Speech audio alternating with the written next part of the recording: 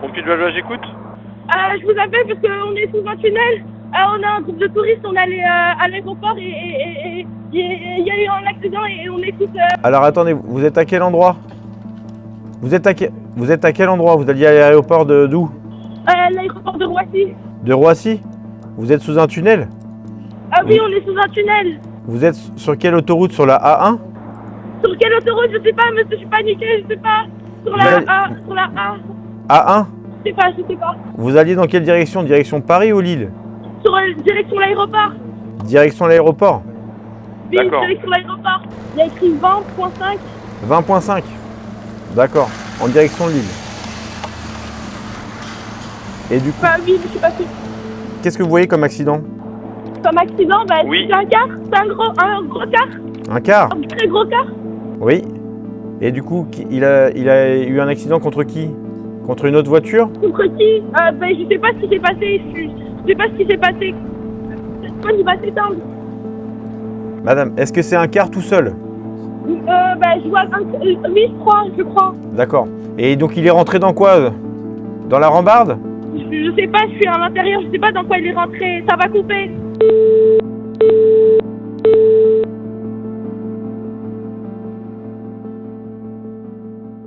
Le Codis 95, c'est une voix, c'est des oreilles, c'est des yeux. En fait, c'est le cœur battant du dispositif opérationnel que met en œuvre le 1095 au quotidien. Et c'est une structure qui est le premier maillon de la réponse opérationnelle des pompiers du Val d'Oise. Elle est là pour filtrer, elle est là pour identifier, elle est là pour apporter une réponse à la fois d'abord vocale aux personnes qui formuleront une demande de secours, mais bien évidemment une réponse ensuite en termes de moyens opérationnels, puisque c'est une structure qui va engager des secours au profit des citoyens qui en ont besoin dans le cadre de notre champ missionnel. Sur l'ensemble du département du Val d'Oise, dès lors qu'un citoyen va composer le 18 ou le 112, cette ligne et cet appel d'urgence va être immédiatement réceptionné dans la salle que vous trouverez derrière moi. Vous aurez un opérateur qui va répondre, identifier l'appel et apporter la réponse la plus adaptée à la demande de secours constatée.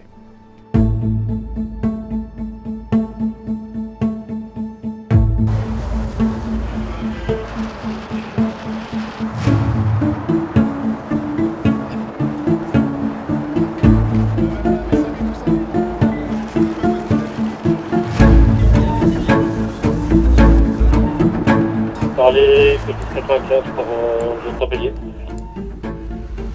Chef de groupe renfort G3, lieutenant Bélier, ici le Codis 95. Prenez message et collationnez, dirigez-vous sur la commune de Roissy en France. Autoroute A1, PK20, sous les pistes. Vous partez pour un AVP autocar avec plusieurs victimes à l'intérieur. Vous partez avec lieutenant Samuel, chef de groupe renfort G2. Sinus, parlez. Reçu pour le lieutenant Bélier, je m'engage autoroute A1, PK20. Pour moi, être un bon opérateur de salle opérationnelle, il y a bien deux fonctions en tant qu'opérateur. Il y a l'opérateur de traitement d'appel d'urgence et il y a l'opérateur qui coordonne et qui est dans la coordination opérationnelle. Pour autant, finalement, on a une qualité qui est commune à ces deux fonctions, de l'empathie, de l'expérience et ce ressenti. Ce petit truc en plus qu'un pompier doit avoir et qui va lui permettre d'identifier si justement on est face à une situation qui peut être dans le cadre de nos missions ou pas.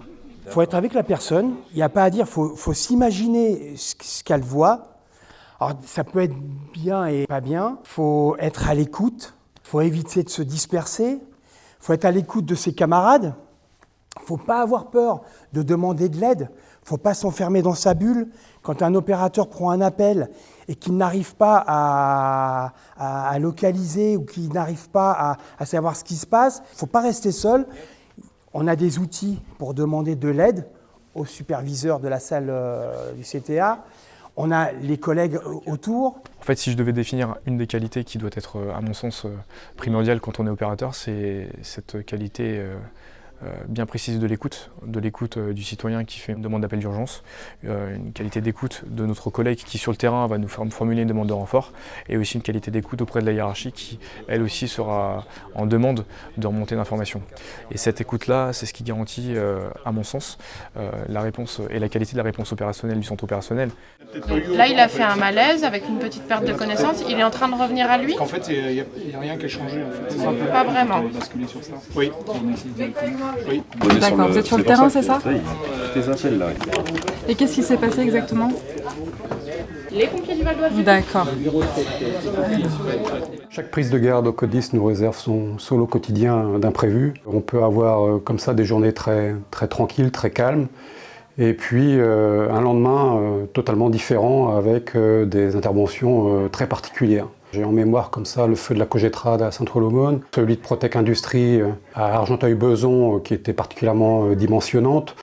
Mais on peut aussi vivre des épisodes de violence urbaine comme nous en avons eu en 2011, mais plus près de nous aussi en 2023, où c'est très particulier à vivre, et notamment pour le CODIS qui doit faire face à une activité qui sort pour le moins de l'ordinaire.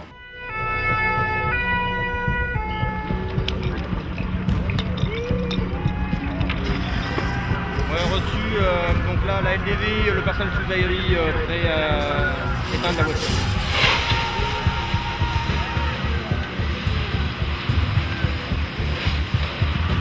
Donc là, on assure d'abord la sécurité de notre personnel par les moyens de la police.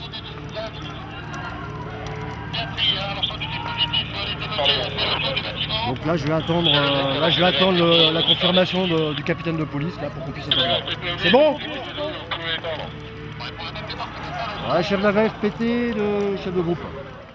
Aujourd'hui, on a le plaisir de fêter 2 décennies d'engagement au profit des citoyens du Val d'Oise, puisque le CODIS 95 a ouvert ses portes en mai 2005, et maintenant en mai 2025, on vient consacrer ces deux décennies de bons et loyaux services au profit des citoyens du Val d'Oise. Il y a un conteneur qui prend feu, quoi. C'est mon mari qui fait le 3e malaise de la journée. La personne répond, mais elle est allongée au sol et pour l'instant elle bouge pas. Très vite parce qu'apparemment ça vient juste de se produire et là j'ai vu... Que se passe-t-il lorsque l'on compose le 18? Quel est le cheminement qui permet d'engager des secours? Comment un simple appel téléphonique va-t-il plonger de nombreux hommes dans une course contre la montre?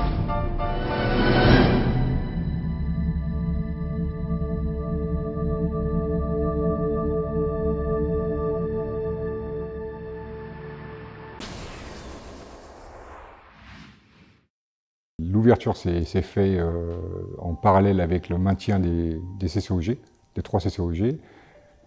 L'ouverture s'est faite à 6h du matin. 6h du matin, les opérateurs prise de poste. Ça m'arrive un petit peu en avance et prise de fonction à 6h du matin. Et à 6h du matin était prévue la bascule des 18 qui devaient tomber sur les 3 CCOG sur le CTA unique. Et en parallèle, nous avions des collègues qui restaient dans les CCOG de manière à récupérer des problèmes techniques de bascule qui pourraient arriver ponctuellement sur quelques 18. Les 18, au lieu d'être centralisés comme actuellement à Neuville, les 18 arrivaient soit à Villiers-le-Bel, soit à Aubonne, soit à Argenteuil. À l'époque, au niveau des groupements, donc avec les CCOG, on travaillait avec le Minitel, donc s'il y en a qui connaissent, ça pourra les faire rigoler, mais bon, c'était vraiment le début de la nouvelle ère technologique. Tout se faisait par téléphone, tout se faisait par radio. On appelait chaque CS un par un pour qu'ils puissent préparer le départ. Maintenant, avec le CODIS, en 2 minutes, vous videz le département, quoi. VSAB 1 Aubonne, ici le CCOG2, parlez. C'est la poste qui est à côté de la gare. Ouais, d'accord, ouais, ok, ça roule. C'est parti. C'est dans quelle ville, madame? Oui, c'est dans quelle ville? C'est un appartement à Lyon. Tu vas rentrer. T'as passé à toi le départ? Bah, c'est pas au CS le départ. Non, mais il départ 2 hommes, moi je lui réponds. Ah, vous étiez content qu'il était dehors avec eux? Ah bah moi non. Non? Non? Personnellement non. Bordel. J'ai voulu devenir opérateur, c'est qu'à l'époque, on n'a pas eu, entre guillemets, le choix. On nous a imposé de monter au CCOG. Donc j'ai découvert une spécialité, les transmissions, la prise d'appel. Et je trouve que c'est le premier maillon des secours et qui est très important. C'est comme une spécialité, on aime cette spécialité. Il y a les plongeurs, ils aiment bien plonger. Bah, au niveau du CODIS et au niveau des opérateurs, c'est la prise d'appel, c'est la gestion de l'intervention en elle-même. C'est être le premier maillon, je pense. Quand les gars en centre de secours partent sur intervention, ils savent pas sur quoi ils vont tomber. Bon, ils ont le ticket de départ, ils ont le motif, l'adresse. Là-haut, les opérateurs, eux, ils ont leur téléphone Et quand le téléphone sonne, là, ils ne savent pas ce qu'il va y avoir. Quand un opérateur décroche le téléphone, les premières phrases, le premier son qu'il va entendre, il va savoir, un opérateur qui a de l'expérience va savoir si c'est grave ou pas.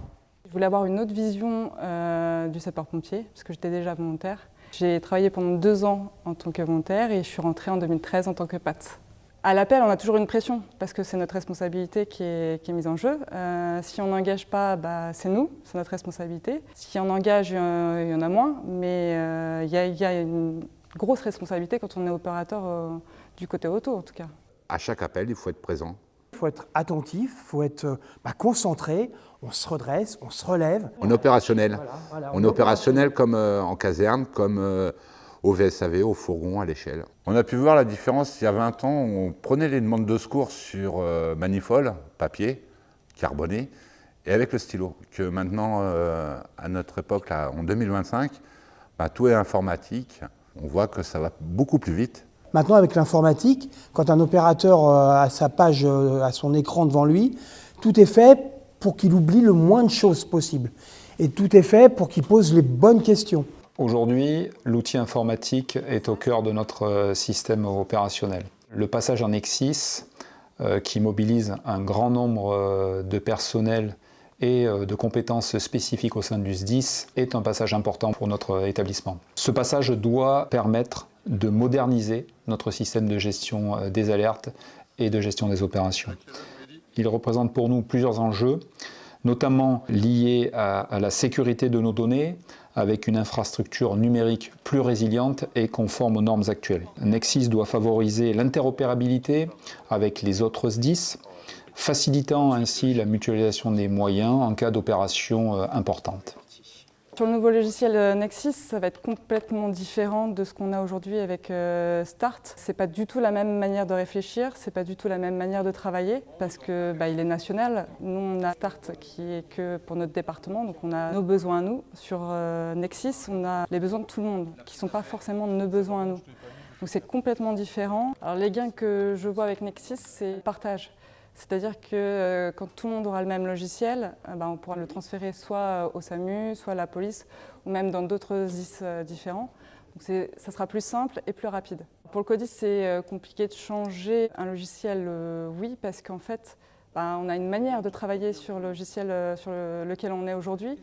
On est habitué pour ma part, depuis 14 ans, donc changer de logiciel, il faut prendre ses marques. Une demande de secours, quand quelqu'un appelle, fait le 18, qui a besoin des secours, que ce soit en 93 ou 2025, c'est la même urgence. Ce qu'il y a de passionnant au CODIS, on a de l'humain, on a de la demande de secours, on a des problématiques qu'on nous met en face et pour lesquelles on va devoir apporter une réponse opérationnelle.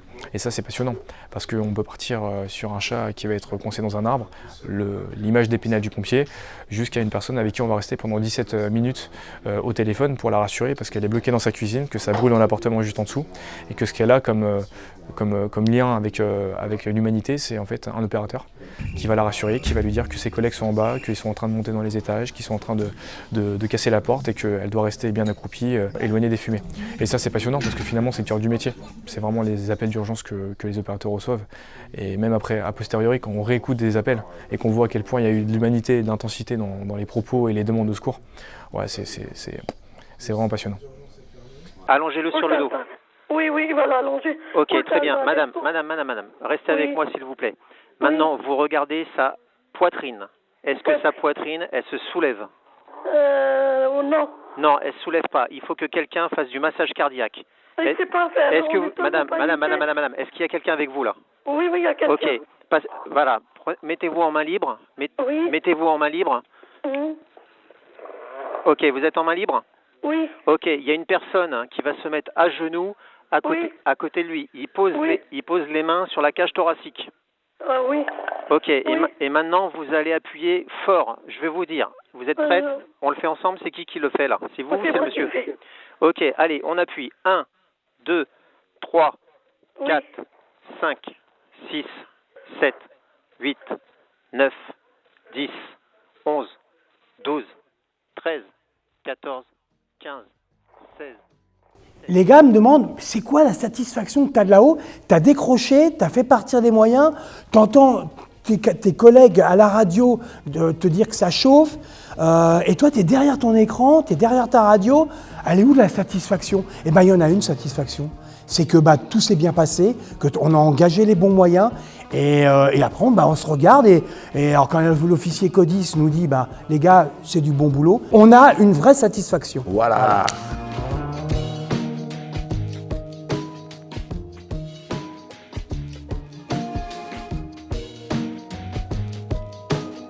Maintenant, c'est une étape portée par l'ensemble des équipes qui sont derrière moi, et l'idée c'est de poursuivre notre engagement au profit des citoyens le plus longtemps possible.